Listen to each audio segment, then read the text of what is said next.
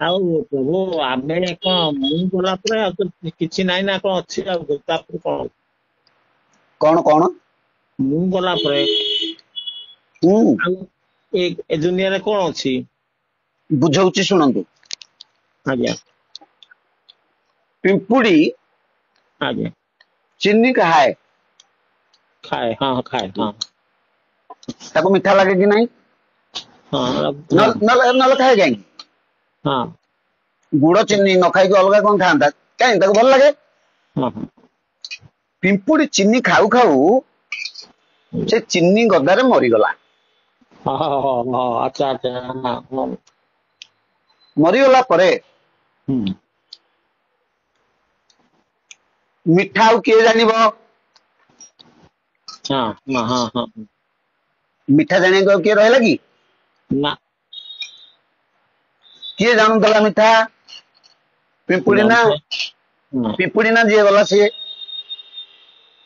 ପିମ୍ପୁଡି ମିଠା ଜାଣୁଥିଲା ନା ଯିଏ ପିମ୍ପୁଡିଠୁ ଚାଲିଗଲା ପରେ ପିମ୍ପୁଡି ଆଉ ଜାଣିପାରୁନି ସିଏ କିଏ ଜାଣୁଥିଲା ମିଠା?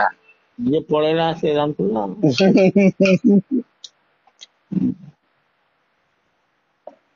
ଗଲା। ଦ୍ଵିତୀୟ କଥା ହେଲା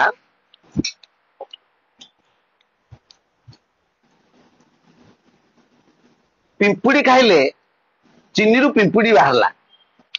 ଆପଣ ଚିନି ଖାଇବାକୁ ବାହାରିଛନ୍ତି, ହୁଁ ପିମ୍ପୁଡି ବାହାରିଲା, ଆପଣ ପିମ୍ପୁଡିକୁ ଖାଇଲେ ମିଠା ଲାଗିବ କି? ହୁଁ ହୁଁ ହୁଁ ହୁଁ ଆରେ ପିମ୍ପୁଡି ତ ମିଠା ଖାଇଥିଲା, ହୁଁ ତମେ ତ ପିମ୍ପୁଡି ଖାଇଲ, ମିଠା ଲାଗିବ କି?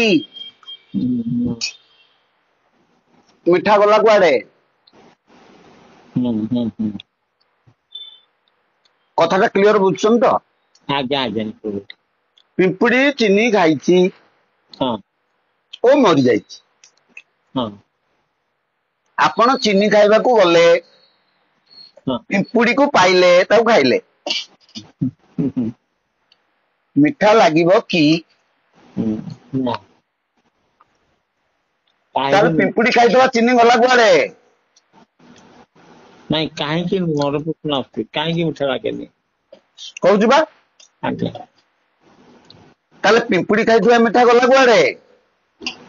ହଁ ଏ ମିଠା ଲାଗିବା କଥା ନା ନାଇଁ? ହଁ ଗଲା କୁଆଡେ? ଯେମିତି ହରିଣ ଖାଇଥିଲା ଘାସ, ଆଜ୍ଞା ଆପଣ ତାକୁ ମାଇଲେ, ହୁଁ ହୁଁ ଘାସ ଖାଇବାକୁ ମାଇଲେ ନା ମାଂସ ଖାଇବାକୁ? ହୁଁ ତାକୁ ଖାଇବାକୁ ଆଉ। ଆପଣ ମାଂସ ଖାଇବାକୁ ମାଇଲେ, ହୁଁ ହୁଁ ହୁଁ ଘାସର ମାଂସ ରୂପ ହେଲା ହରିଣ। ବଢିଆ ବଢିଆ ହଁ ହଁ ସେମିତି ପିମ୍ପୁଡିର ମିଠା ରୂପ ହେଲା ପିମ୍ପୁଡି। ଆଁ ପିମ୍ପୁଡିଟା ମିଠା ରୂପ ହେଇଗଲା, ହୁଁ ହୁଁ ହୁଁ କିନ୍ତୁ ମିଠା ଲାଗିଲାନି, କାରଣ ସେ ମାଂସରେ ପରିବର୍ତ୍ତିତ ହେଇଗଲା ପରା। ହୁଁ ହୁଁ ମିଠାଟା ମାଂସ ହଁ ତେଣୁ ପିମ୍ପୁଡିଟା ମିଠା କେମିତି ଲାଗିବ? ନା ଗଲା। ଦ୍ଵିତୀୟ କଥା, ପ୍ରଭୁ ପିମ୍ପୁଡିଟା ଚିନିରେ ମଲା କିନ୍ତୁ ଚିନି ହେଲାନି କାହିଁକି? ବୁଝିପାରୁଛନ୍ତି କି?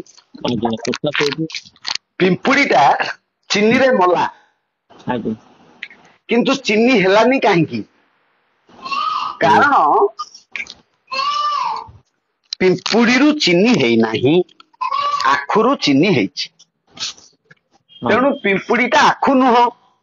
ନା ଏଠି ରହିଲା ଦ୍ରବ୍ୟ ଗୁଣର ପ୍ରଭେଦ। ହୁଁ ଆପଣଙ୍କ ପ୍ରଶ୍ନର ଉତ୍ତର ଆରି ଭିତରେ ଅଛି ଯାହା ପଚାରିଛନ୍ତି। ଆ- ମୁଁ ପରେ ଆଉ କଣ ଅଛି ହେଲା, ତାରି ଆଜ୍ଞା ଆଡିକି ମୁଁ ଯାଉଛି। ଆଜ୍ଞା ଏତେ କଥା କହିବାର କାରଣ, ଆଜ୍ଞା ଯଦି ଆମୂଳ ଚୂଳ ଜଣେ ବୁଝି ନ ପାରିବ, ଆଜ୍ଞା ଅଧାରୁ ବୁଝିଲେ ମୁଁ ଏଇନା ଶେଷ କଥାଟି ଯଦି କହିଦେବି, ଆଜ୍ଞା ତାହେଲେ ଆପଣ ଶେଷ କଥା ବୁଝିଗଲେ ହବନି। ନା ଜଣକୁ ଚିନି ଖୁଆଇଦେଲେ ହବନି, ଜଣକୁ ଚିନି ଆଖୁରୁ ଜନ୍ମ ନେଇଛି ବୋଲି ବୁଝେଇବାକୁ ହବ। ହୁଁ ହୁଁ ହୁଁ ହୁଁ ଏବଂ ଆଖୁ ମାଟିରୁ ଜନ୍ମ ନେଇଛି ବୋଲି ମଧ୍ୟ ବୁଝେଇବାକୁ ହବ। କିନ୍ତୁ ସିଏ ଲୋକଟି ଯଦି କହିବ, ମୁଁ ଚିନି ନ ଖାଇ ଯଦି ଆଖୁ ଖାଇବି ମିଠା ଲାଗିବ କି? ତାହେଲେ ଉତ୍ତର କଣ ହବ? ହଁ। ହୁଁ ହୁଁ ହୁଁ ଯଦି ପୁଣି ପଚାରିବ, ଆଚ୍ଛା ମୁଁ ଚିନି ଖାଇବିନି, ଆଖୁ ଖାଇବିନି, ମାଟି ଖାଇବି, ମିଠା ଲାଗିବ କି? उत्तर कौन बाप रे। हब? हाँ बहुत उत्तम। हाँ उत्तर कौन हब ना? ना। तेणु चिनी खाइची पिंपुड़ी, तमें जदि पिंपुड़ी की खाइब ताले चिनी न खाई बर्तमान माटी खाउच, कारण देहटा हूँ माटी। माटी। हाँ जदियो माटीरू जन्म मिठा, किंतु मिठारू जन्म माटी नुह, तेणु मिठा लगलानी। तेबे पिंपुड़ीटा चिनी रे मला, चिनी खाइला किंतु चिनी हेलानी कौन पाई? कारण चिनीटा जो द्रव्य गुणरू सृष्टि, पिंपुड़ीटा सेई द्रव्य गुणरू सृष्टि नुह। ताहले मु मला परे रहिला किए ना मन। कारण मन आउ मु ये दी जण अलगा अलगा। मन होची जीवात्मा, मु होची परमात्मा। जीवात्मा निजे जीव, तार क्षय अछि, किंतु से निजुकु अक्षर भाविकी मु बोली दाबी करुची। बस बस ठीक ठीक। जेतेबेले जीवात्मा निजे बुझी जाउची जे मु भूल बुझीथिली, मु अक्षय बोली, सेतिकी बेले ता पाखरु मु हजी जाउची। ताले मु हजिकिरी कोउठिकी जाउची ना, मु हजिकिरी जाउची जेमति चिनी पिंपुड़ी पेटरे हजिकिरी कोउठिकी गला ना माटी की गला, सेमति मन पाखरु मु हजिकी कोउठिकी गला ना परमात्मा पाखकु गला। बहुत बढ़िया चमत्कार। ताले मु जाइकी परमात्मा पाखरे लीन हेगला, कारण मु मध्य निजे परम आत्मा। कारण मु होची आत्मा, आत्मा परमात्मा पाखरु जन्म नहीं था, परमात्मा पाखे मिसी गला। जेमिति पिंपुड़ी मला परे माटी हे गला, मनुष्य मला परे माटी हे गला। ताले एई जो मु मिछ मु एवं सत मु, मिछ मु किए सकाळ पाइला आखि खोलला परे मिछ मुर जन्म आरंभ हो गला। मु करची मो घर, मो पुओ, मो गाड़ी, मो धन, मो ज्ञान चालीला। जेमिति राति हेला पुणी निद हेला, बिछना को गला परे पुणी ये मिछ मु मला, पुणी सत मु जन्म नेला। ताहले ये मिछ मुटा किए ना, मन धरी रखिथिबा जंत्रटी होची मिछ मु। मनर अवधारणा, मनर अवधारणाटी होची मिथ्या मु। जो दिन मन बुझीजिव जे मु मु बेई माने क्षयशील, मु व्ययशील, मु अपेयी नुहे, अवय होचंदी आत्मा बा परमात्मा, मते से परिचालना करूचंदी। से दिन मनटी चित्त परिवर्तित हेई चैतन्य हेई जीव। मन जतेबेले चैतन्य हेई जीव, सेतिकी बेले ए मिथ्या मु को हरेगिरी से सत्य मुरे प्रतिष्ठित हब। तेणु मु सबुबेले अछि, केतेबेले रहिबो नाही। सबुबेले अछि, केतेबेले रहिबो भी नाही। केतेबेले रहिबो नाही ना, जेतेबेले तार वैराग्य आसिला, से बुझीगला जे मु जाहाकू धरिथिली ता मिछ, एवं जाहाकू मु मिछ भाबुथिली ताहा ही सत्य।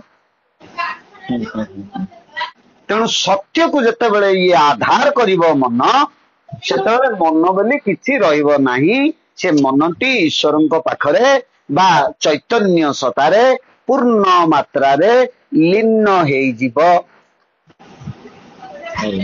ताले मन केतेबेले लीन होला, काहेकि लीन हो नथिला ना, मन आगुरु मिछ मु हेइकी थिला। तेणु मन जेहेतु तेल नुह, तेलरे मिसी पारु नथला। मन थिला पानी, तेलरे मिसिबारु भासुथिला। तेणु मन धरा पड़ी जाउथला, कारण से पानी। तेणु मन जेतेबेले निजको बुझिला जे मु पानी, सेतेबेले पानी गुण को हरेई तेल गुण को धारण करिबारु तेल संगे मिसी गला। तेणु मु रहिला, को मु रहिला ना, सत्य मु। ସେତିକି ବେଳେ କୁହାଯିବ ଅହମ୍ ବ୍ରହ୍ମାସ୍ମି, ଆଜ୍ଞା ଠିକ। ମୁଁ ହିଁ ବ୍ରହ୍ମ। ବାସ୍ ବୁଝିଲେ? ଆଜ୍ଞା ବୁଝାଲି।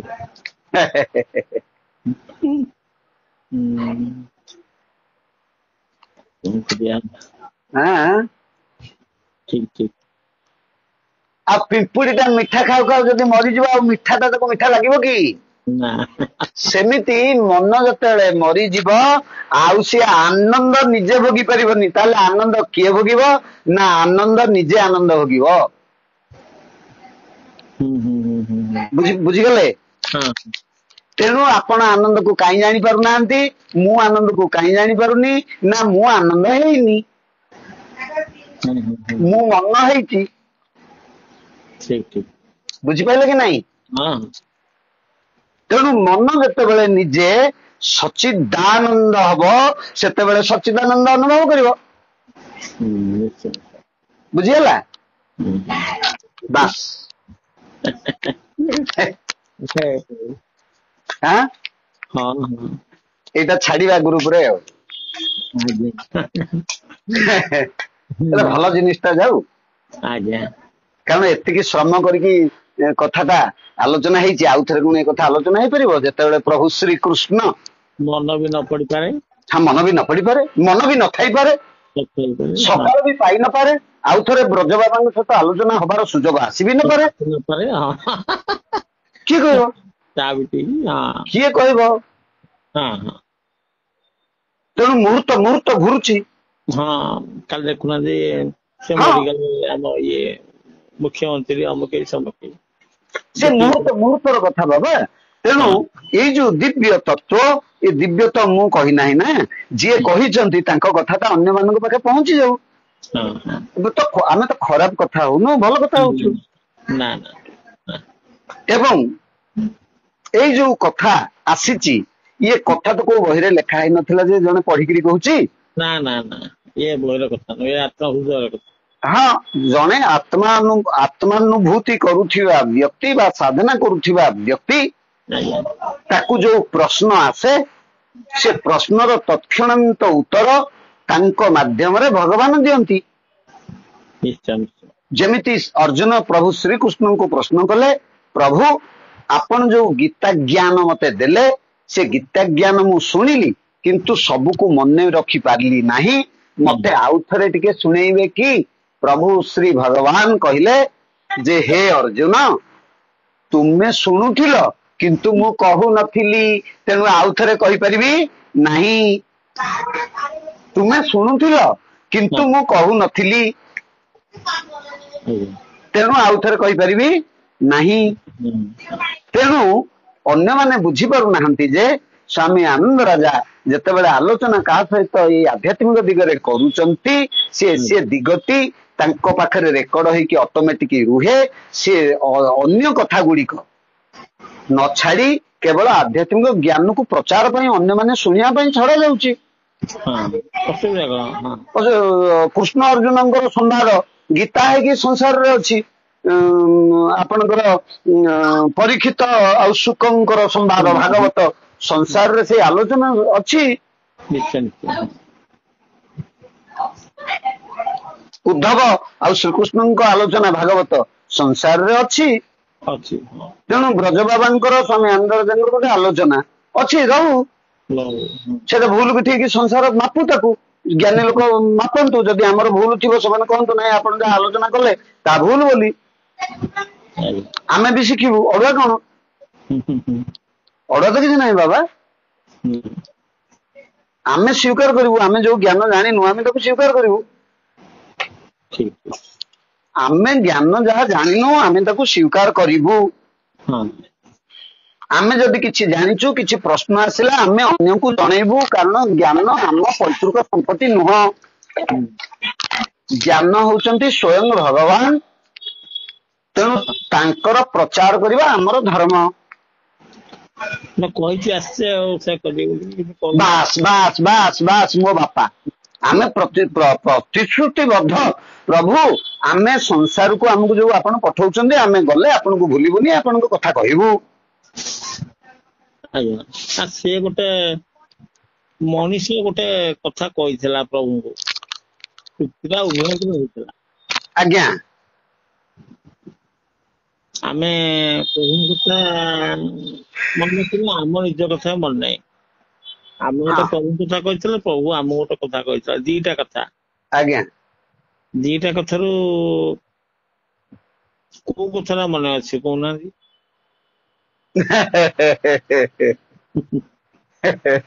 ଆମେ ଉଭୟ ଭୁଲି ଯାଇଛେ ନା ଗୋଟିଏ କଥା ମନେ ଅଛି କି ଦୁଇଟା କଥା ଭୁଲିଗଲେ ଯାହା ଦ୍ୱାରା କି କଷ୍ଟ ଭୋଗିଲେ। ଭୋଗିବାକୁ ପଡୁଛି। କାରଣ ଆମକୁ ପ୍ରଭୁଙ୍କ ପାଖେ ଯାହା ପ୍ରତିଶ୍ରୁତି ଥିଲା ହଁ ଦୁଇଟି କଥା, ଗୋଟିଏ କଥା ଆପଣଙ୍କର ନାମକୁ ସ୍ମରଣ କରିବି, ଏବଂ ଅନ୍ୟ ଗୋଟିଏ କଥା ଆପଣ ଯୋଉ ଦାୟିତ୍ୱ ମତେ ଦେଇକି ଛାଡିଛନ୍ତି ତାକୁ ସୁଚାରୁ ରୂପେ କରି ଫେରିଆସିବି।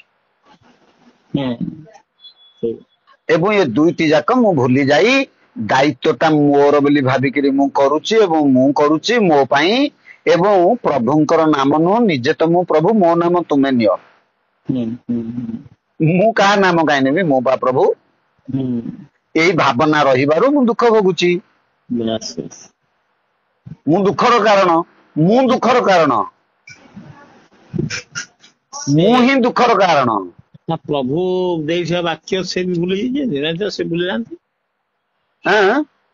ପ୍ରଭୁ ତ ତାଙ୍କ ବାକ୍ୟ ଭୁଲି ନାହାନ୍ତି ନା। ପ୍ରଭୁ କେମିତି ଭୁଲିବେ?